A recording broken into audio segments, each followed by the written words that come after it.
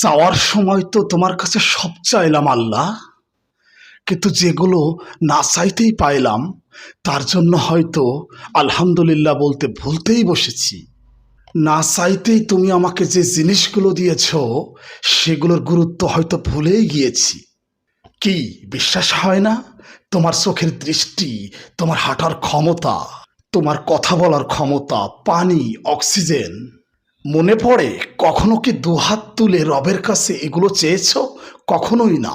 এগুলো তুমি কখনোই চাও না, চাইতেই পারো না।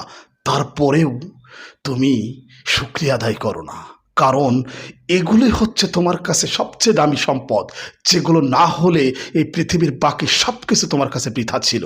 কিন্তু তুমি নাদান, তুমি ভুলতে বসেছো তোমার রবের কাছে না চাইতেই পাওয়া এই জিনিসগুলোর গুরুত্ব। তুমি কতই না সস্তা জিনিসের জন্য তার কাছে দোয়া করো, প্রার্থনা করো। তুমি হয়তো তার কাছে গাড়ি চাও, বাড়ি চাও, টাকা চাও, পয়সা চাও। তোমার 14 তলা বাড়ি থাকতে পারে, কিন্তু তোমার কোমরে ব্যথা, তুমি বিছানায় ঘুমাতে পারো না। কখনো কি ভেবেছ তোমার শ্বাস প্রশ্বাসের সমস্যা, তুমি ইনহেলার ব্যবহার করো? তুমি কি বুঝতে পারছো সৃষ্টিকর্তার সবচেয়ে বড় নিয়ামত তুমি বঞ্চিত হচ্ছ? এভাবেই প্রতিটি ক্ষেত্রে ভাবো, বুঝতে পারবে সুস্থতা তোমার কাছে কত বড় নিয়ামত। হাসপাতালের বেডে যে লোকটি শুয়ে আছে, মৃত্যু যন্ত্রণায় কাতরাচ্ছে, যে হাঁটতে পারছে না, ইচ্ছা হলেই বাড়ি যেতে পারছে না, সেই জানে সুস্থতা কত বড় নিয়ামত। আসলে আমরা বড়ই বেঈমান, না চাইতেই এইগুলো পেয়েছি তো এই কারণে গুরুত্ব নাই।